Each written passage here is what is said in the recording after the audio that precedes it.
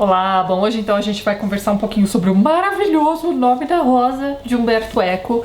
Gente, sério, eu terminei de ler esse livro e eu fiquei um tempão pensando, cara, como eu pude demorar tanto tempo pra ler esse livro? Então não façam como eu, já tirem logo esse livro da estante, já bota aí na pilha de leitura de vocês, que isso aqui é incrível. Bem, é um livro incrível, porém trabalhoso, minha gente. A gente já vai chegar lá. Vou falar um pouquinho pra vocês sobre a história do livro. Esse livro, na verdade, ele tem muitas camadas. E ele é um livro que vai funcionar tanto pro leitor mais inexperiente, digamos assim, quanto para aquele leitor mais curioso, leitor que vai em busca de outras informações ou que já tem um bom contexto histórico do que se passa aqui na história. Essa aqui é uma história que se passa em meados de 1300, dentro de uma abadia, e é isso, esse é o cenário. Tá acontecendo um concílio também durante essa história. Então você não tem apenas os monges, você tem membros religiosos de diversas facções da igreja, digamos assim.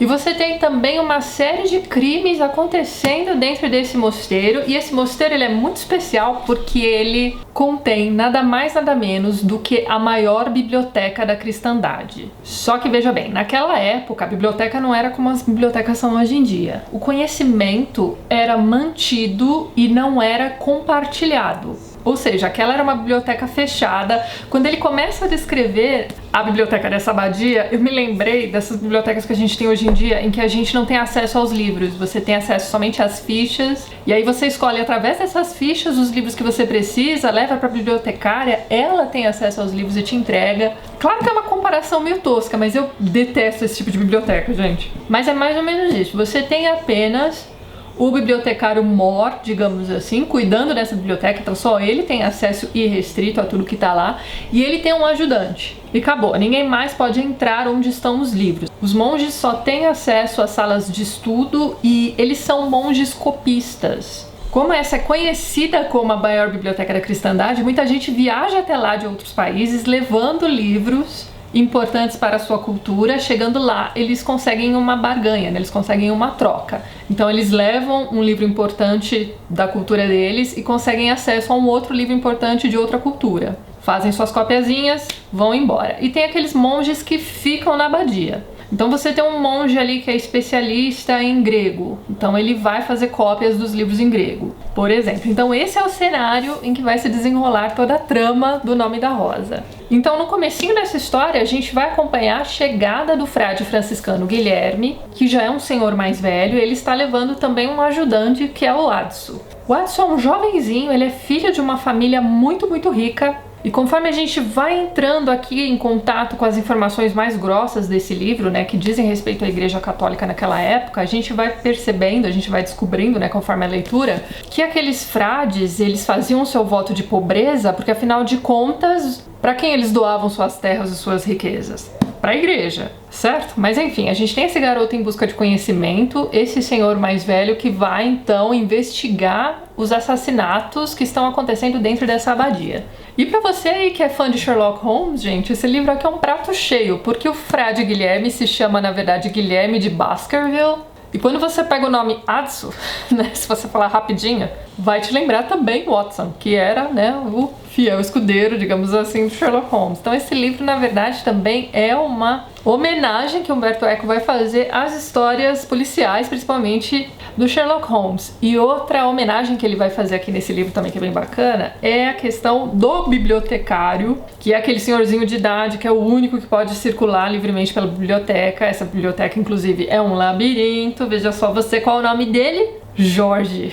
E ele é cego, ou seja, esse personagem dentro do Nome da Rosa também é uma homenagem a Jorge Luiz Borges, que durante um bom tempo da vida foi bibliotecário, foi responsável pela Biblioteca Nacional da Argentina. Então, além da gente acompanhar essa história da solução desses misteriosos assassinatos e de acompanhar também todas aquelas discussões de cunho teológico e filosófico. Lembra que eu falei pra vocês que está acontecendo um concílio aqui no início dessa história, aliás, durante toda a história? Então, durante esses concílios, né, que na verdade são grandes reuniões com essas personalidades, digamos assim, eclesiásticas, você vai ter então discussões sobre questões da fé, dos costumes da igreja, enfim. E um dos pontos que eles vão discutir aqui nesse concílio, que é muito interessante, é a questão do riso.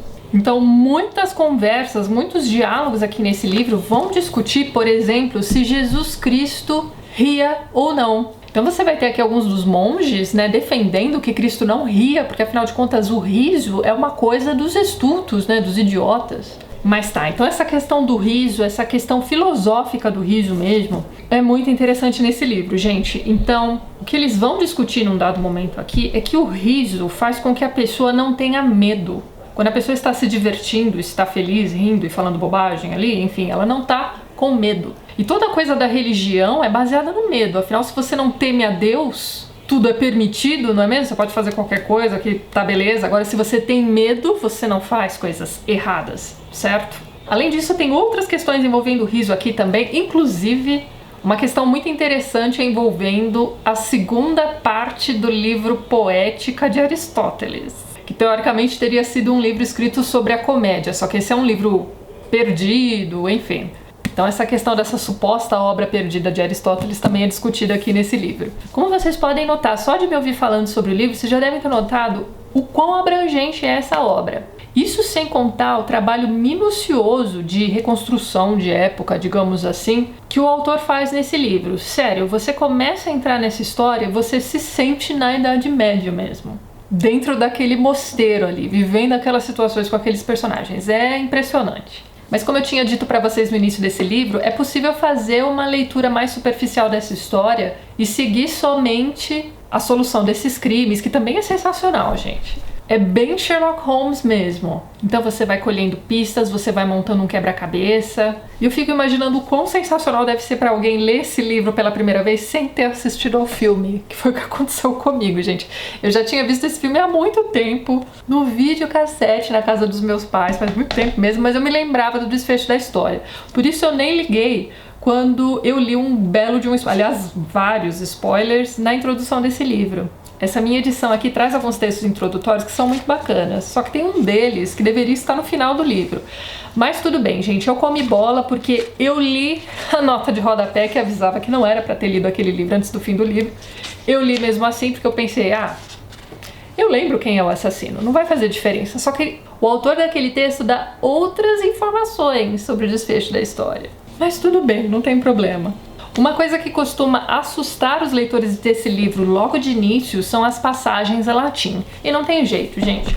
Essas passagens estão em latim, se eu não me engano, eu posso estar enganada, mas todas as edições desse livro que saíram em outras línguas que não o italiano, né, Umberto Eco era italiano, e o autor da introdução do livro, né, o David Lodge, vai contar pra gente que é muito comum para os italianos inserirem expressões em latim nas suas falas, que é uma coisa que não é tão incomum assim pra gente, principalmente pra quem estuda direito, enfim. Mas a gente tem que lembrar do contexto histórico, essa história se passa no século XIV, então o latim aqui, minha gente, é muito mais pesado. Então são passagens inteiras, são parágrafos inteiros, são falas inteiras de diálogos, entendeu? E eu sou do time de pessoas que não vai te dizer, pula, tá tudo bem, você vai conseguir entender o texto mesmo assim. Não, cara, faz um esforcinho. Hoje em dia a gente tem acesso à internet, eu encontrei muitas dessas frases já traduzidas na internet, é que você tem que ter discernimento. Tem algumas coisas meio inventadas por ali, então você vai pelo contexto, aqui você vai ler as traduções que o pessoal já fez na internet, você vai vendo se é isso mesmo. Muitas frases eu não encontrei, então eu precisei caçar um dicionário online de latim e eu mesmo fui traduzindo palavrinha por palavrinha, tá?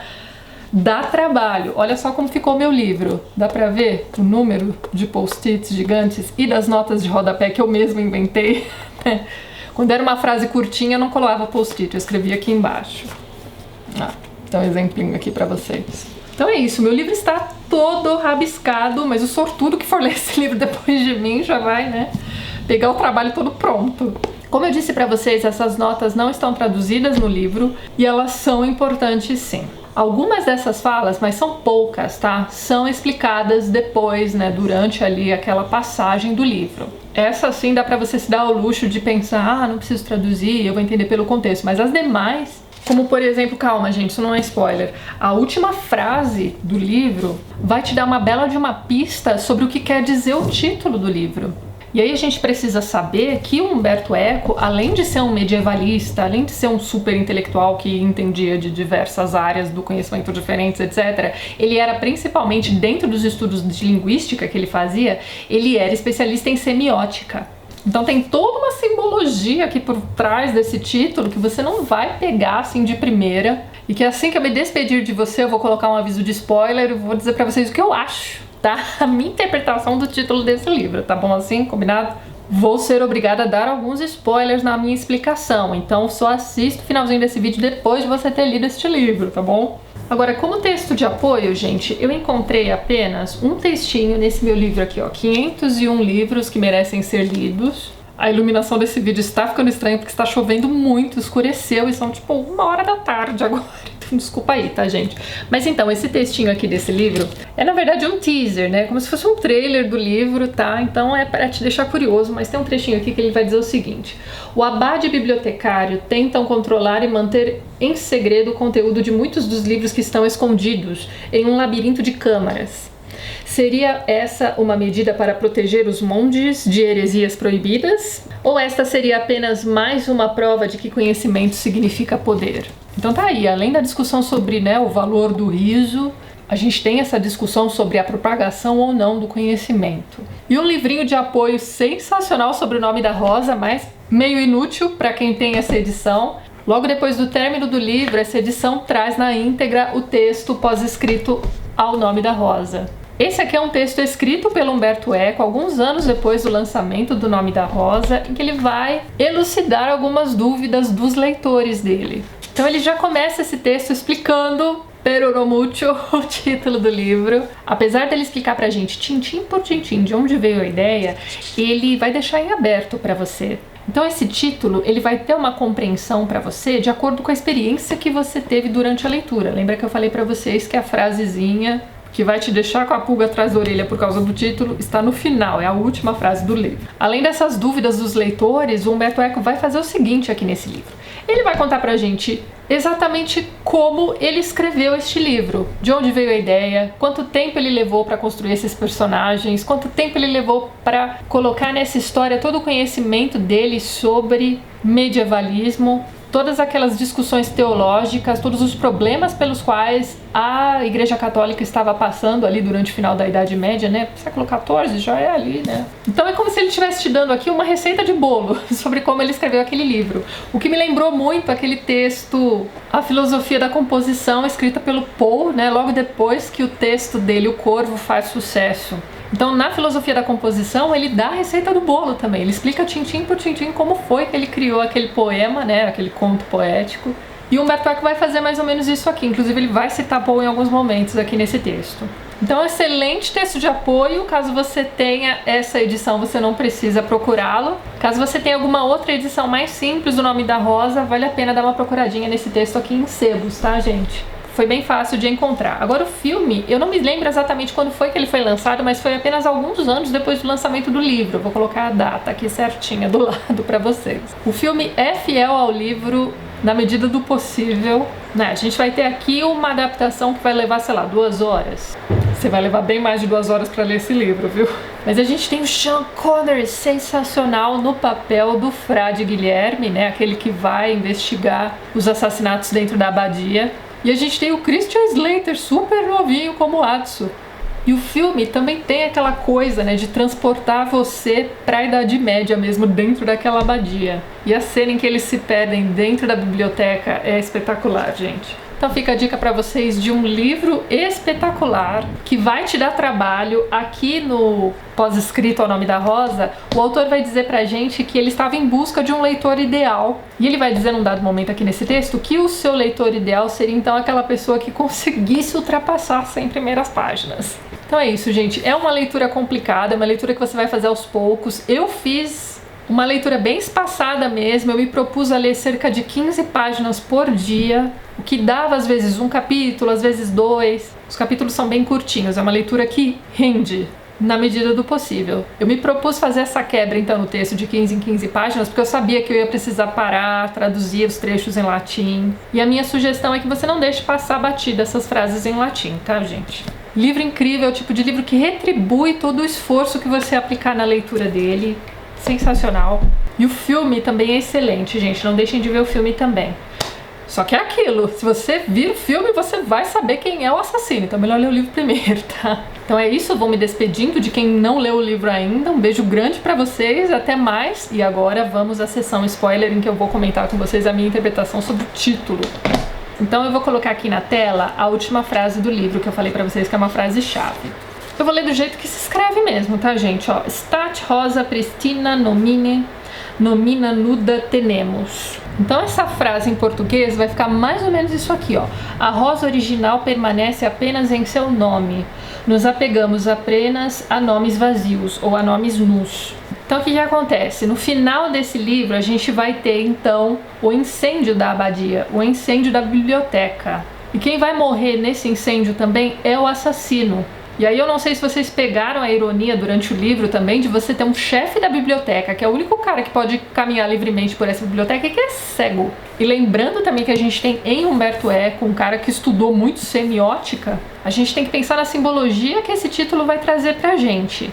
Então quando ele diz que a rosa, mesmo depois de não existir mais, permanece no nome, o nome, a palavra rosa tem um significado. Quando você pensa nessa palavra, já vem a imagem imediatamente na sua cabeça, não é? Só que é uma palavra vazia, você não tem a rosa em si, você tem somente a imagem. Então, quando o Adso, já velhinho, vai escrever essas memórias, aquela biblioteca já não existe mais. O bibliotecário cego não existe mais, o próprio Guilherme já não existe também, já morreu há muito tempo. O que sobrou? Apenas o nome vazio, carregado de simbologia e etc. Certo? Então me contem aí nos comentários se vocês pensaram a mesma coisa que eu, se vocês chegaram à mesma conclusão que eu pro título do livro, ou se vocês têm alguma outra interpretação diferente. Não esquece de colocar o avisozinho de spoiler no início do seu comentário, que é pro pessoal que ainda não leu o livro, né? Não pegar nenhum spoiler. E é isso, gente. Vejo vocês no próximo vídeo.